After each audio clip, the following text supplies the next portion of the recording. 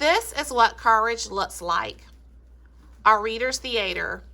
During a troubled time in U.S. history, one 15-year-old girl stood up to injustice and helped change America. Prologue. Have you heard of Rosie Parks? In 1955, in Montgomery, Alabama, she did something very brave. At the time, there were very many unfair laws in Alabama. One said that black people had to give up their seats on the bus to white people. Rosa Parks grew tired of this injustice. So one day, in December, she refused to give up her seat to a white passenger. Mrs. Parks was arrested. She became famous for her fight for justice and equality for African Americans. But Rosa Parks was not the first to do what she did. Let's visit Montgomery 9 months earlier.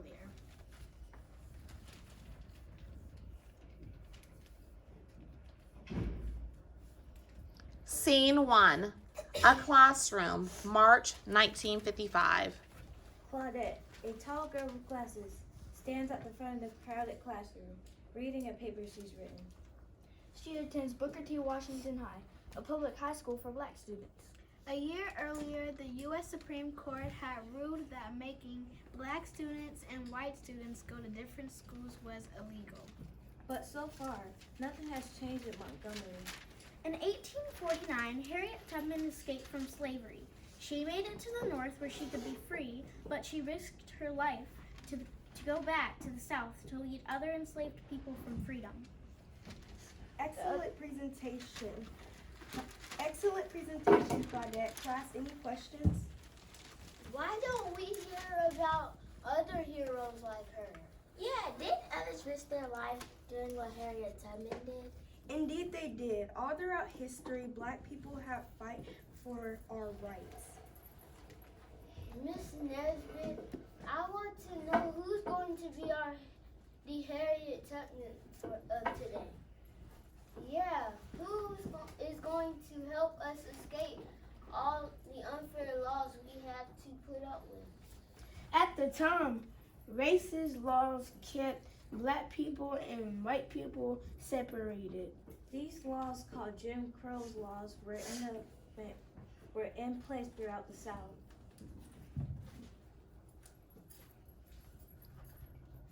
At the movies, we have to sit in the balcony a million miles from the screen and not with the white people down below.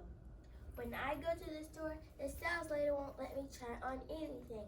Only white girls are allowed to do that. How about the fact that our school is run down while white kids are in fancy schools with brand new books? Let's go back to Eddie's question. Who is going to be today's Harriet Tubman? Well, my plan is to go to college and become a lawyer. Then I can fight against Jim Crow laws in court. That is a fine plan, Claudette.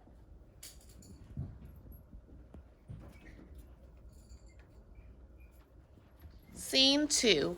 A public bus that afternoon. After school, Claudette and her classmates board a city bus.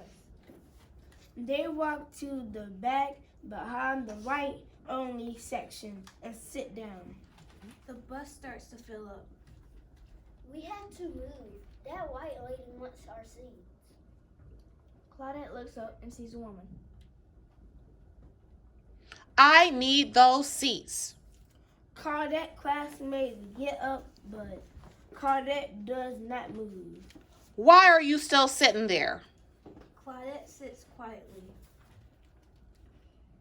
Give up that seat. Claudette stares straight ahead, steadfast. Don't make me get the police. I paid my fare. At the next stop, the bus driver calls for the police. 2 officers get on. You gonna get out? No, sir. It's not a choice. I paid my fare. Get out! It is my constitutional right to sit here. The officers yank Claudette from her seat. Her school books fall to the floor. One of the officers kicks her. It's my right! The officers drag her out and handcuff her. Scene 3.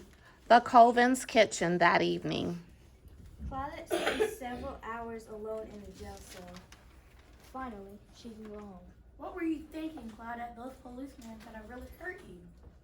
I was thinking of Harriet Tubman. I felt like her hand was on my shoulder, keeping me in my seat. Miss Colvin puts an arm around Claudette's shoulders. We are very proud of you, Claudette. Just then, there's a knock at the door. It's Claudette's friends. We want to see the girl who got arrested. Come on in, kids. Everyone's talking about you, Claudette. I just wanted my constitutional rights. Well, you're a celebrity now. But 2 weeks after her arrest, Claudette has to go to court. She is charged with breaking the law by refusing to give up her seat. Claudette pleads not guilty, but she's found guilty. Now her dream of becoming a lawyer is over because she has a criminal record. When Claudette returns to school, other kids avoid her. They say she has made things worse for everyone. With no friends and no future, Claudette feels alone and forgotten. Scene 4. The Colvins' living room, February 1956.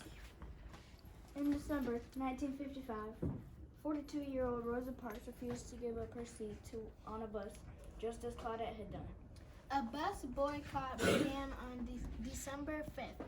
40,000 African Americans in Montgomery are refusing to ride the bus until the unfair laws are changed.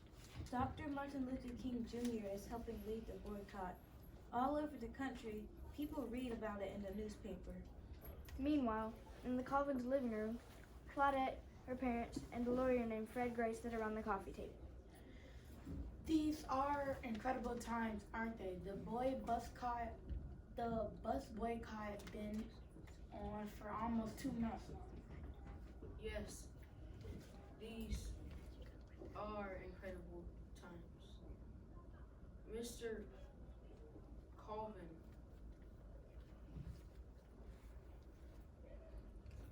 But the boycott isn't enough. There's going to be a lawsuit claiming that the bus laws are unconstitutional and must be changed. Do you think that's possible? Won't the judges want things to stay the way they are? I think we have a real chance. That's what I came to talk to you about. What do you mean? We need a small group of citizens to tell the stories in court, Claudette. I came to ask if you would be one of them. Claudette inhaled sharply. It won't be easy. You'd be in the papers and on TV. Your family might get threats. Claudette is quiet for a long moment. I know this is a lot to ask. At last, Claudette lifts her chin. I will do it. Scene 5, a courtroom, May 1956. The courtroom is packed. Claudette's parents and neighbors are there too. At the front of the room, 3 judges sit in wooden chairs. Mr. Gray, call your next witness. I call Claudette Colvin. Claudette walks to the witness stand. Claudette is one of 4 people in the case. Fred Gray saves her for last, knowing that her count Will be most powerful. Miss Colvin, please describe what happened on the day you refused to give up your seat. One policeman asked if I was going to get up. I said no, sir. The other policeman kicked me. They dragged me out. I was crying. The judges listened closely. It hurt me to be treated that way. Then what happened? They put me in handcuffs and took me to a jail, an adult jail, even though I was only 15. Thank you, Miss Colvin. That is all. Mr. Nave, you may question the witness. who told all the black folks of Montgomery to boycott the buses? No one. We just decided. Be honest, didn't Reverend King give you the idea that there was something wrong with the buses? Nave wants the court to believe that black people were satisfied with the buses until Dr. King convinced them that there was a problem.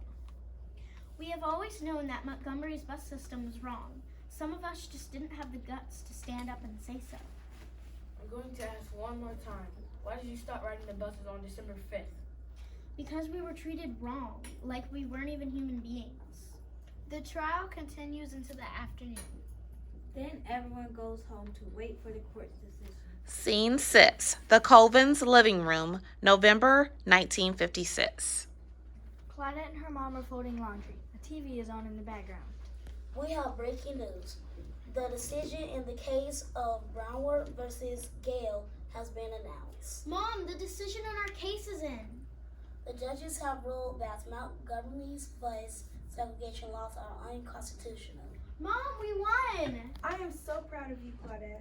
I will never stop fighting for our rights. Like Harriet Tubman and Rosa Parks, Claudette Colvin had become a real hero.